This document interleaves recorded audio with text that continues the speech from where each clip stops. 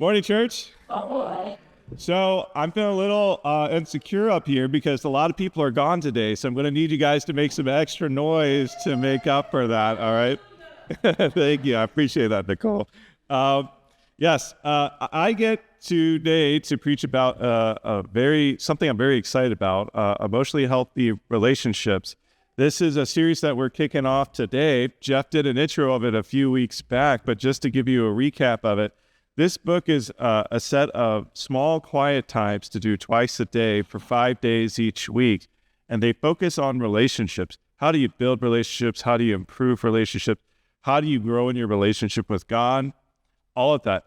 Already went through the first week, and it is really, really good stuff. Jeff is a little bit ahead of me I think he's on week 3 or 4 right now, but he says it's solid as well.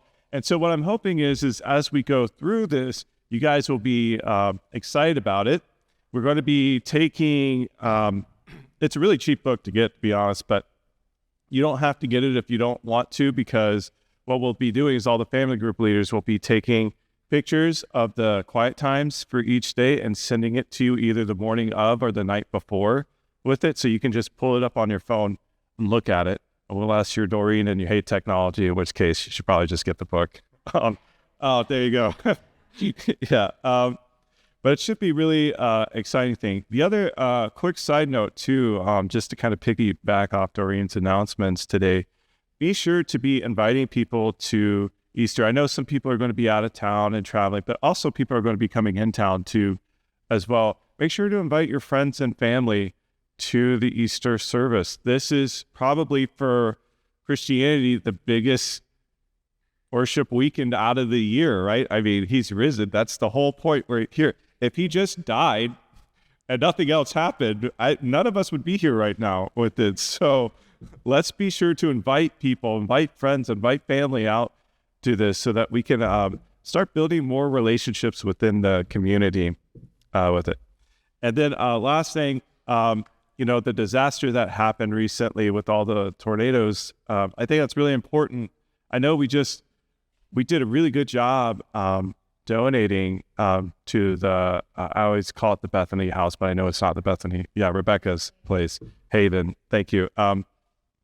But I do want to encourage us just to give a little bit more to this event, because there are a lot of people hurting and suffering right now, and they're not that far from us with it. And so what little you can give, I'm sure it would go a long way, and it would mean a lot for that. But yeah, Kevin, the handsome guy over there, will be taking that down next Sunday for it. But anyways, let's get into the sermon today. So why did we choose this book? Well, when I look at the Bible, if you've been around long enough, you probably have heard me say this before, that the Bible is a very relational book. It's very much relationships. You go through pretty much all the New Testament. It's how to stop arguing and fighting with each other. It's how to go out and reach out to your community, how to serve the poor and the needy and the widows around you. It's all about relationships. It's about your relationship with God and Jesus, of how do we draw closer to that. All of the Bible is about that. It's not a science book. It's not a detailed explanation of who God is and his very nature. It's about building relationships with it. And that's why we decided to choose this, because, a lot of times you hear people say, like, we got to reach out, we got to invite people, da-da-da-da-da. And amen, that's all good. And it's great. But what are you inviting them into? Are you inviting them into a loving, nurturing, safe place for them to grow in their relationship? Or are you inviting them into a place where we just meet on Sundays and then kind of scatter off into the winds for the rest of the week? I don't want to invite people into that. I'm pretty sure you guys don't want to invite people into that too. So that's why I think also another good reason to be focusing on relationships and building relationships with each other. And I encourage you to share with people that aren't here today, because we do have that marriage retreat going on, to share with people, to talk about this in your homes. Like, as you're going through this, share with people about what it is that you're reading, share what it is that they're asking you to pray on, share how it's affecting your heart as you're going through the book with it. So let's go ahead and go on to the next slide. Our number one job, as we talked about before, is to love people, and we can't do that if we don't have healthy relationships. And for a lot of us, we have either been victims to unhealthy relationships, or we have been the perpetrators in those unhealthy relationships. I think if you've been on the planet long enough, you've probably been both on that. And so what we want to do is we want to learn how to respond when we encounter unhealthy aspects in relationships, and how do we, especially within our own heart. A lot of you know I do couples therapy, and you've probably heard me say this before, but when couples come in, it's almost always a finger pointing with each other. It's you.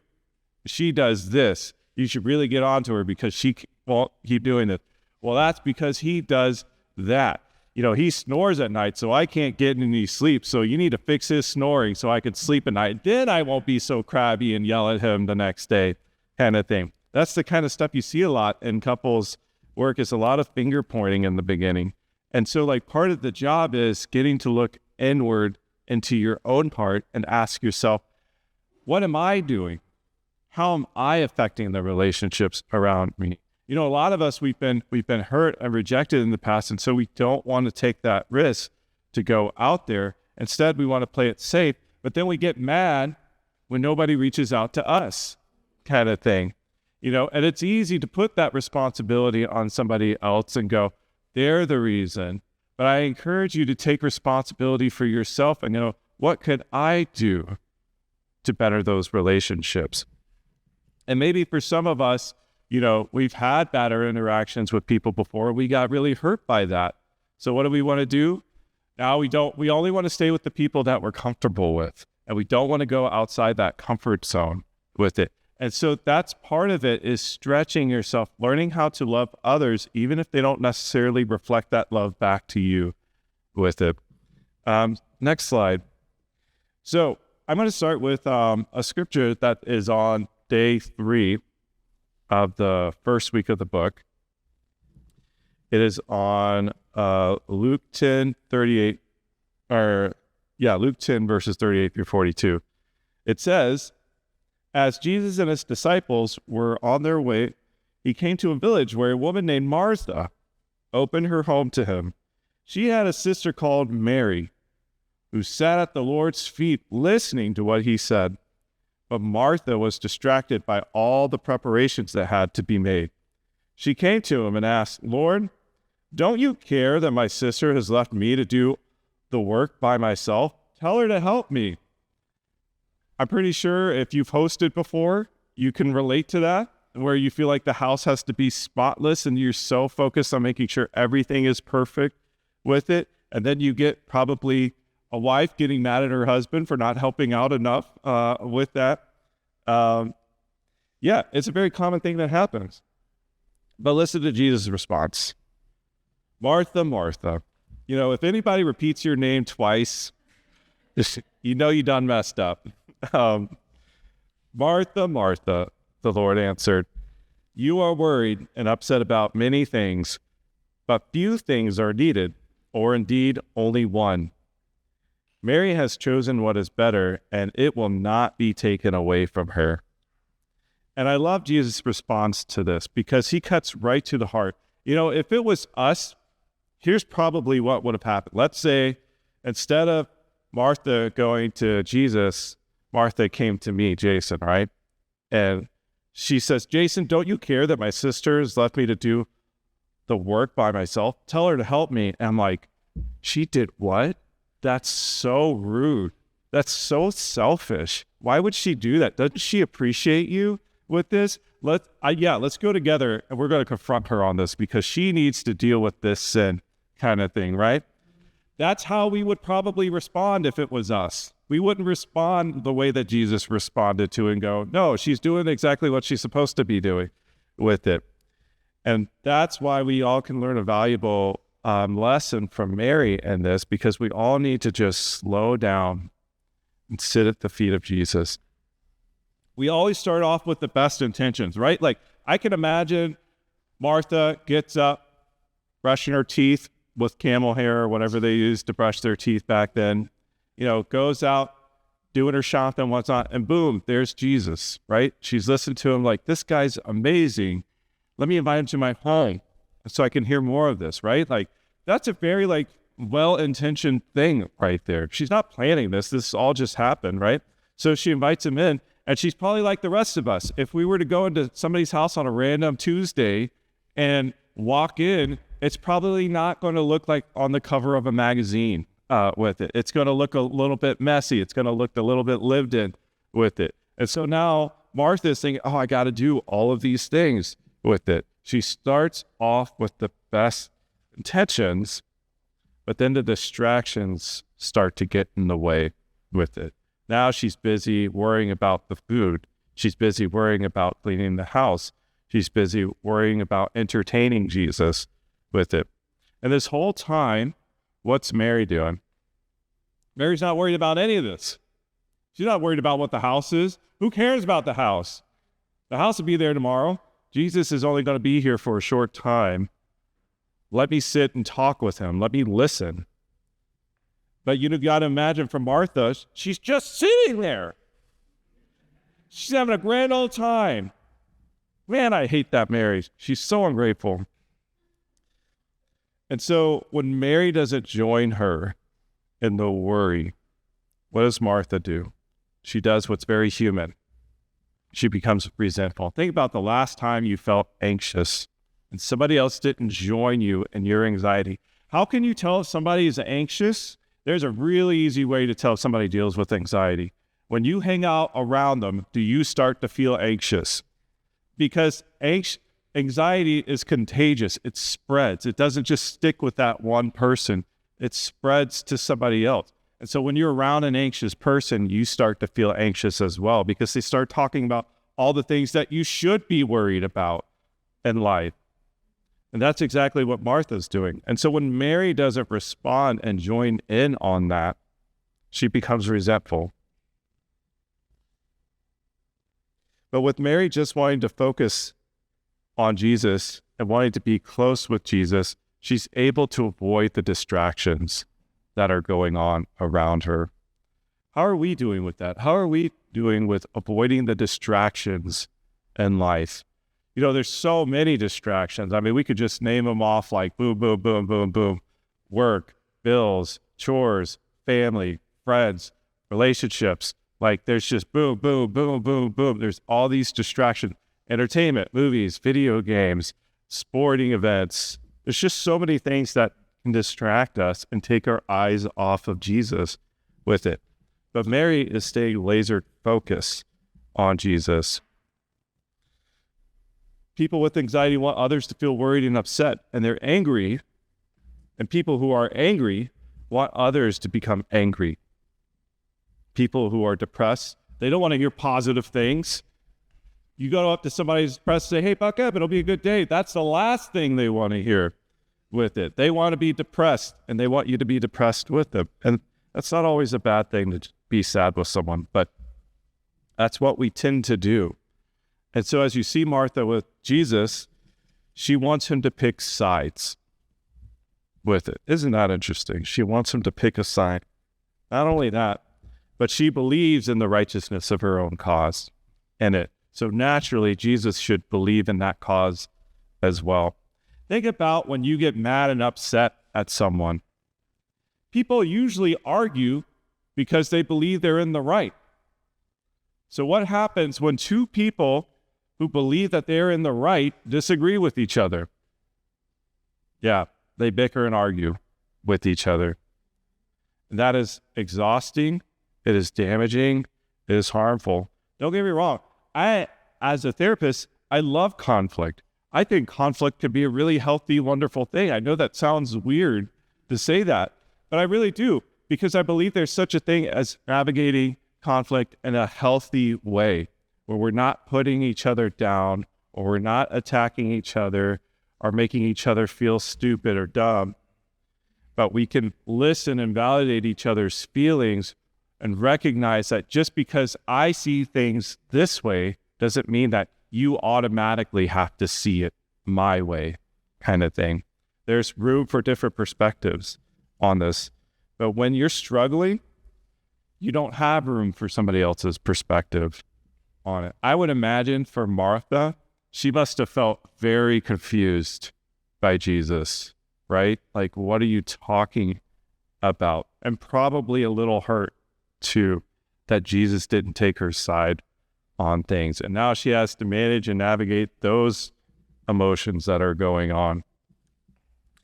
But with all of this happening, there's really just one basic question that Mary should be asking herself. Why am I so upset? Do you ever do that?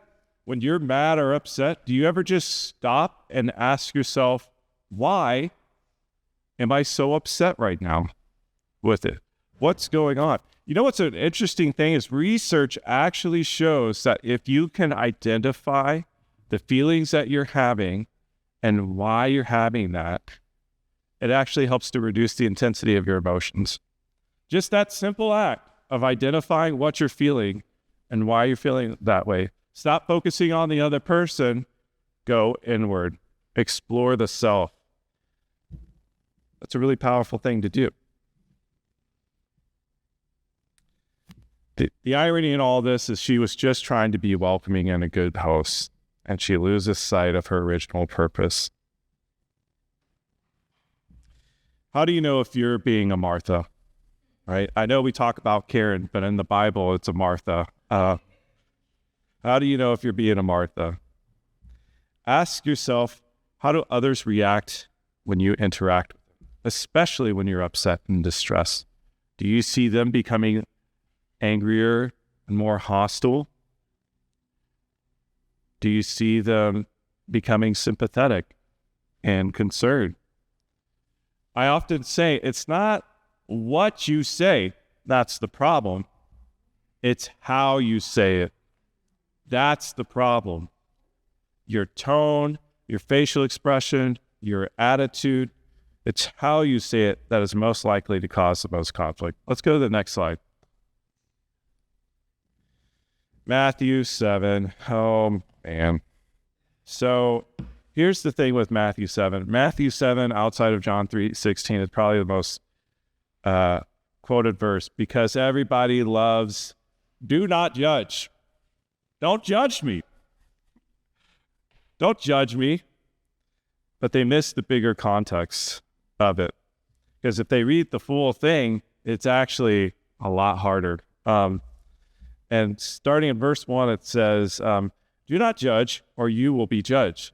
For in the same way you judge others, you will be judged. And the measure you use, it will be measured to you. Why do you look at the speck of sawdust in your brother's eye and pay no attention to the plank in your own eye? How can you say to your brother or sister, let me take the speck out of your eye, when all the time there is a plank in your own eye? You hypocrite, first take the plank out of your own eye, and then you will see clearly to remove the speck from your brother's eye. So I'm going to talk about a little psychology, and I promise I'm going to bring it back to, let's go psychology, right? The Dunning-Kruger effect. Anybody heard of that before? Didn't read about it this morning? Oh, one person actually did. Okay. I'm impressed. I like to call it, go to the next slide, the hold my beer effect, right there. Typically, when somebody says, hold my beer, you know something bad is about to happen with it. And the reason why is because the person, they're a little probably intoxicated kind of thing. And so they're vastly overestimating their capabilities of what they can and can't do. The Dunning-Kruger effect, it's a type of cognitive bias in which people believe they are smarter and more capable than they are. Essentially, low ability people do not possess the skills needed to recognize their own incompetence. The combination of poor self-awareness and low cognitive ability leads them to overestimate their capabilities. And a lot of people, when they hear the word incompetence, their hair kind of raises on the back of their head, like, I'm not incompetent. Everybody's incompetent. Why? Because All incompetence means is you lack knowledge in a certain area. That's all incompetence means with it. And so unless you're God, you don't know everything about everything. You probably know a lot about one or two things, and you're really skilled in those, but you don't know everything about everything with it. And so the reason why I bring this up is it is difficult to recognize the Dunning-Kruger effect with it. Why? Because people have a natural tendency to evaluate themselves highly. That's just a very common phenomenon that people have. It doesn't matter if you've grown up poor. It doesn't matter if you've grown up on Wall Street. People to have a tendency to overestimate their abilities. Bob's like raising his thumb back there. Oh. Yeah, don't worry about her. She's just doing her thing. Hopefully she'll get back to whatever she... Yeah. It's fixed now, right? Yeah. Yeah, let's not worry about that. Yeah. And the reason why that is because people have a very limited perspective towards life and a very subjective perspective. And so when they are looking from this very limited perspective, nobody thinks they're... Well, most people don't. And for those who do, let's meet with me one-on-one and we could talk. But most people tend to think of themselves as reasonably intelligent people. So when they come to a reasonable conclusion in their own head, it typically makes sense, even though they might be missing the fuller picture of what's going on. Martha is definitely living out the plank that Jesus is talking about. She has this massive plank in her own eye that she can't see because she's too busy focused on Mary. Could Mary probably have helped a little bit more? Sure. She could have. But also, it's Jesus, right? Like, think about the person that, like, is your idol, is your hero that you want to see the most. How would you feel if they were like, hey, let's hang out today? Wouldn't that be incredible? Like, if Brad Pitt called me up, it was like, hey, man, I'm bored. You want to hang out? I'm gone. I will literally leave this sermon right now and go hang out with Brad Pitt. That is a once-in-a-lifetime opportunity right there. I'm sorry. I have no regrets about that. But because of that plank, she's suffering the Dunning-Kruger effect, where she's vastly overestimating what she's believing it to be right and in her abilities, and looking disdainfully at Mary's ability with it. What would happen if it were one of us she talked to instead of Jesus? Would we join her and berate Mary? Probably, right? That's what I was talking about. How do you think that would make Mary feel? Think about, right? Like, this has happened. I've seen this happen in churches before and in families and with friends. Somebody's genuinely trying to do the right thing, and then somebody gets upset about it, and then they go to that person and they start blasting them and shaming them and correcting them when their intentions were probably the most sincere intentions out there. What does that do to somebody? It shuts them down. That I know for a fact there are people who have been in this room who have served in the church who were blasted and shut down. And that hurts. The last thing you want to do after something like that is to get up and serve again. That's the last thing you want to do. It leads to apathy and it leads to division, because now they're angry at the mistreatment that they've endured with it. That's very bad. Let's go to the next slide. Matthew 9, verse 10 through 13.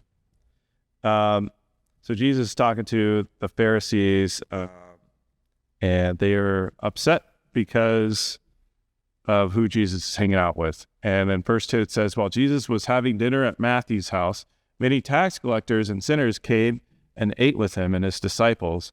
When the Pharisees saw this, they asked the disciples, why does your teacher eat with tax collectors and sinners? On hearing this, Jesus said, it is not the wealthy who need a doctor, but the sick. But go and learn what this means. I desire mercy, not sacrifice. That sounds very similar to what Mary was going through. For I have not come to call the righteous, but the sinners. Think about that. What Jesus is talking about here of it's not the healthy that need a doctor, but the sick. I remember first time I got scheduled with a doctor up here. I hate doctors. I don't know about you guys, but I hate doctors. I'm married to one, but I hate doctors. So go figure. But I love my wife. I don't hate her. But I go in this room. I'm already nervous about it. And the doctor comes in. And he says, "What brings you in here?" And I'm like, I don't know. It just seems like the right thing to do, right? Like I'm in my early 30s at this point, and the doctor just kind of looks at me and goes, "So there's nothing wrong?" I'm like, "No." And you could just see like he's annoyed at this point because he's like, "Why are you here?" Kind of thing. But it really is true. Like doctors don't care about healthy people. They care about sick people with it. That's their job, is to take care of the sick. And so when you have Jesus coming here saying, "I not come for the righteous, but the sinners," he's looking for people who are willing to acknowledge what's going on inside their heart.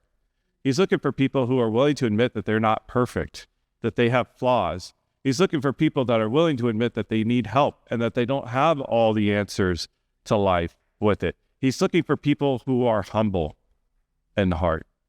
That's who Jesus is looking for with it. But that Dunning-Kruger effect just keeps getting in there and keeps getting in the way of everything that's going on. I forgot to put it in here, probably for the best because there's, for time's sake, but there's in the book in week 1, it talks about the prodigal son and returning, and then the older son becoming resentful with it.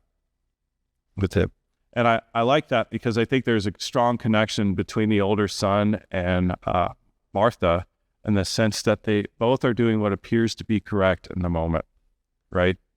Like all of these things sound good with it, right? The older brother, he's staying at home. He's taking care of the animals. He's looking after his father. So on the surface, he looks great. Same with Martha. She's cleaning. She's trying to make Jesus feel comfortable. On the surface, it looks great with it. But what's going on underneath, the heart of it, the things that aren't being dealt with, that's what, when we talk about having deep relationships with each other, it's the willingness to share that with somebody. It's uncomfortable. Sometimes it's even painful. I've seen people they'll come into my office and they can't even get a word out without just breaking down and crying. Like that's how much pain that they're going through. Even though on the outside, sitting in that lobby, they look perfectly put together with it. Okay, thank you. But are we following that footprint? Are we following Martha? Are we following the older son, where we look on the outside like we have everything together, but on the inside we're suffering? Ask yourself this: when was the last time you went and confessed with someone about what's going on in your life? How long has that been? Where you talk to a brother, or you talk to a sister, or you talk to a close friend or family member about what's really going on in your heart? Or vice versa, when was the last time somebody even approached you with that? Because that says a lot too. What we want to do is we want to invite and welcome people to share. And how do we do that? By modeling it out. You want people to open up and share with you about what's going on in their life? Open up and share with them. That sends a strong message that, hey, I trust you, and this relationship is a safe place for me. I hope it is for you, kind of thing. That's what we want to do. Let's go to the next slide. So a couple of questions. If you're taking notes, I would encourage you to write them down, but they also are in the book, so you're going to encounter them at some point in time. But I thought they were really good questions that kind of like sum up the things that we've been talking about. It is, am I distracted or fully present? So distraction, especially on an emotional level, we're looking at things like anxiety, depression, anger, that kind of stuff. Am I loving or am I judging?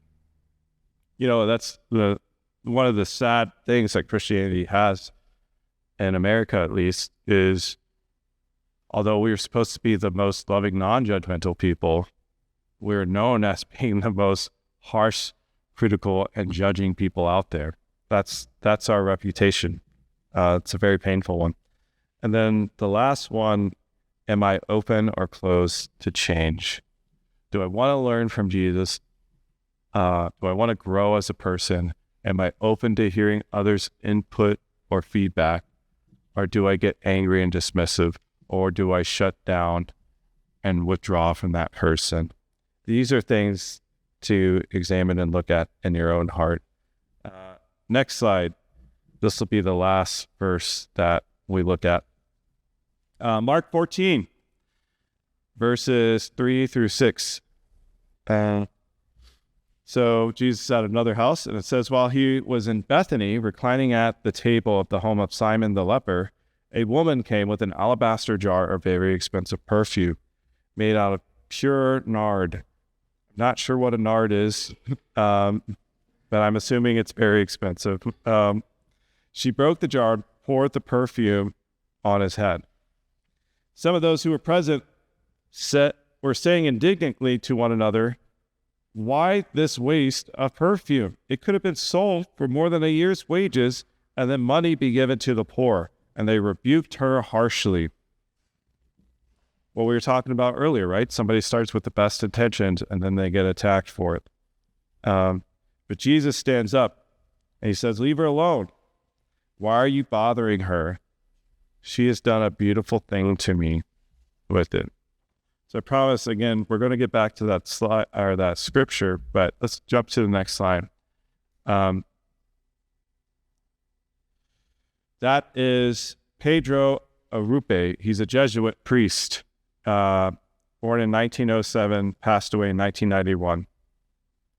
He was originally a medical student, but decided that pursuing Jesus was his full-time calling, and devoted his life to God. He was based out in Japan in the 1940s during World War II.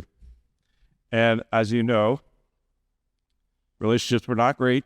That's probably putting it mildly between the United States and Japan at the time. And so Pedro was actually arrested and detained for at least a month. It could have even been longer than that. And he said that when the guards came up to him, he genuinely thought that they were going to kill him. And he said he felt this weird inner calmness about it, which surprised him. And then to his shock, they just released him from it. The interesting thing about Pedro was where he was stationed was outside of Hiroshima. And many of you, if you're World War II buff, you know the significance of Hiroshima, because that's where one of the atom bombs were dropped.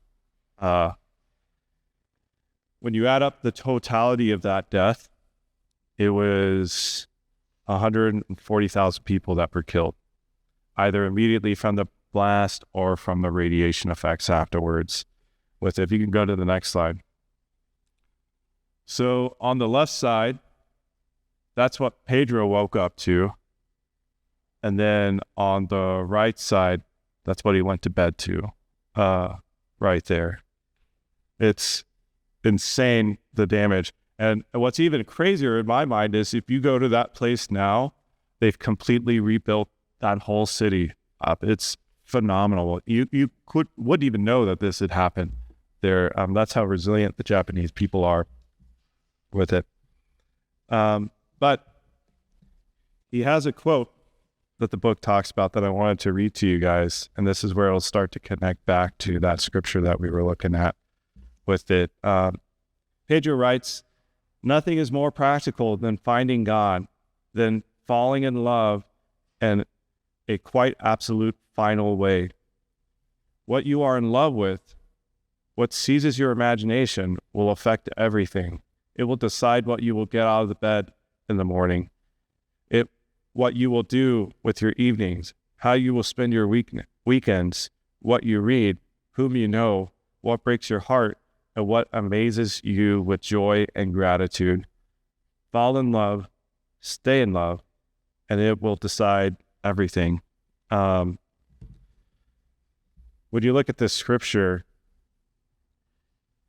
it's very clear that this woman loves Jesus, and that is guiding her whole actions right now, to the point where it just seems very confusing to people on the outside with it. What are you in love with? What do you wake out of bed and get out of bed to go do? Is it to go pray and have a quiet time, spend time with God? Is it to go serve the people around you or to build your relationships with others? Because those are the things that capture your imagination. You know, a long time ago, somebody told me this very sound piece of advice. People do what they want to do, kind of thing. If you don't want a relationship with Jesus, you don't have to tell me anything. It will be very obvious by how you live your life that you don't want a relationship with Jesus. And again, the opposite is true. If you want a relationship with Jesus, you don't have to tell me anything, because it's going to be very obvious that you want a relationship with Jesus in it. Well, what does your heart long for? Go to the next slide. That is an old wagon wheel right there. Obviously, there's not a lot of practical uses for those anymore, unless I guess you're Amish. They're more decoration pieces now than anything else. But I really like the analogy that the book talks about towards the end of the first week. He says a relationship with others and with God is like spokes on a wheel, because the closer you build your relationship with God, the closer you draw in with others, kind of thing, because God is at the center of it. If you want to have a close relationship with people, start investing your time in with God, because that's what's going to help draw you in.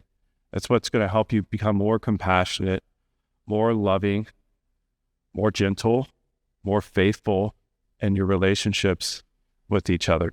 So, amen, guys. Again, I encourage you all to really take advantage of this series that we're doing and really start to get in there and do the quiet times with it, because it's very insightful. It's very deep. One of the things that Jeff loved about it, and it is really good, I was doing it as I was going through the week, was it asks you to take 2 minutes of silence before you do the quiet time, and then 2 minutes of silence afterwards with it, which I found to be very impactful to help really let this information just sink in and process what I've been reading and going through. So take advantage of this. Love you guys. It was great seeing you all again. And I believe we have one final song.